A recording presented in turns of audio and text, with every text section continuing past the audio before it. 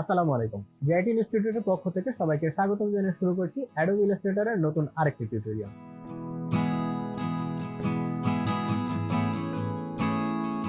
তো আজকে আমরা দেখব অ্যাডোবি ইলাস্ট্রেটরে কাজ করার পরে ফাইলটাকে সংরক্ষণ করার জন্য কোন পদ্ধতি আমরা অবলম্বন করি। তো অ্যাডোবি ইলাস্ট্রেটরের ফাইল কিভাবে সেভ করতে হয় সেই জিনিসটা আজকে আমরা দেখব। তো চলুন শুরু করা যাক।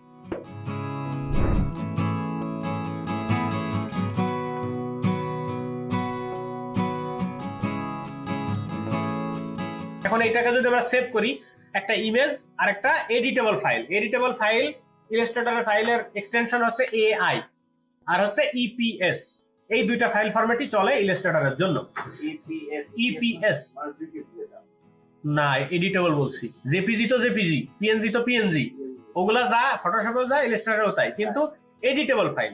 ফটোশপের এডিটেবল ফাইল কি কি ছিল? পিএসডি, আরেকটা ছিল টিআইএফ। টিআইএফ দেখাইনি আপনাদের কোনো সময়, তবে টিআইএফ ও এডিটেবল ফাইল।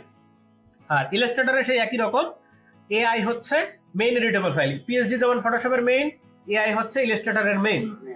টিআইএফ হচ্ছে ফটোশপের প্রিন্টেবল ফাইল, ইপিএস হচ্ছে ইলাস্ট্রেটরের printable file.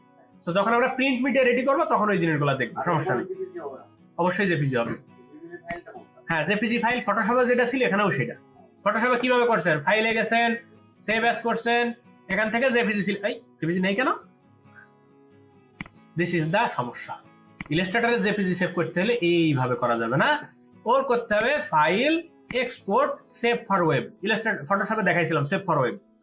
So save for ওয়েবে যাবেন, দেন এখান থেকে আপনি এই যে জেপিজি, পিএনজি, জিপ সব সেভ করতে পারবেন। বুঝতে পারছেন? সো ওয়েবে যাওয়ার পরে এখানে জেপিজি দেন, দেখেন বাড়তি অংশ কি আসছে? সাইডের গুলো আসছে। কেন আসে নাই?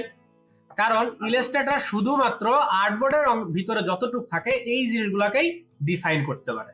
আর্টবোর্ডের বাইরে যত এলিমেন্ট যা যা আছে কোনো সমস্যা নেই, আপনি কোনটা কুরল দাও ড্যাগার হাতুর বাটাল যা রাখেন কোনো সমস্যা নেই, চারপাশে রেখে দেন, কারণ আপনার কাজের সময় দরকার হবে।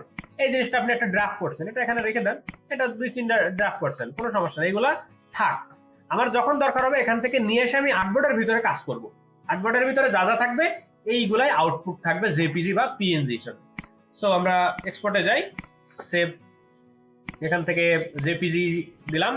এখান থেকে রেজুলেশন আবার সিলেক্ট করা যায়, হাই ম্যাক্সিমাম, ওই যে এটা ছিল হাই ম্যাক্সিমাম। আমরা আর্টবোর্ডের সাইজ নিয়েছিলাম কত? 1200x1200 এখানে আছে। যদি এখন চান আপনার আর্টবোর্ডের সাইজ 1200x1200 থাকবে, কিন্তু জেপিজির সাইজ করবেন আপনি 3000x3000, সেটাও করতে পারবেন। এখান থেকে জাস্ট লিখে দেন 3000, লিখে একটা বাইরে ক্লিক করেন, অথবা এখান থেকে ডান করলেও হয়। এখান থেকে ডান করেন, এটা সাইজ এই দেখেন চেঞ্জ হয়ে গেছে। সাইজ বড় হয়েছে না? রেজুলেশন কি চেঞ্জ হয়েছে? শেপের কোনো পরিবর্তন হয়েছে? যা ছিল তাই আছে।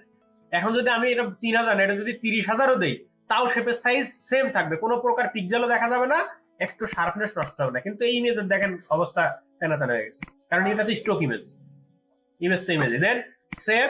এবার এখান থেকে লোকেশন সিলেক্ট করেন, লোকেশন হচ্ছে আমাদের ক্লাসের ভিডিওর ভিতরে। আজকে 18 নম্বর ক্লাস না? সো এই হচ্ছে ক্লাস 1। দেখেন ওই জেপিজিটা কোথায় সেভ হয়েছে, চলেন একটু খুঁজে আসি।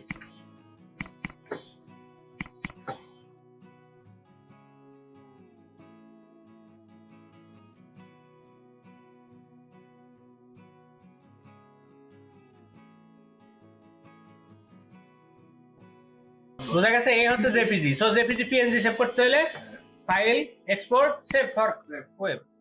তো এই ছিল আজকের টিউটোরিয়াল। আশা করি বুঝতে পারছেন কিভাবে অ্যাডোবি ইলাস্ট্রেটরে ফাইল সেভ করবেন। ভিডিওটি যদি ভালো লেগে থাকে তাহলে অবশ্যই আমাদের চ্যানেলটি সাবস্ক্রাইব করবেন এবং বেল আইকনটি প্রেস করবেন। দেখা হচ্ছে পরবর্তীতে টিউটোরিয়ালে।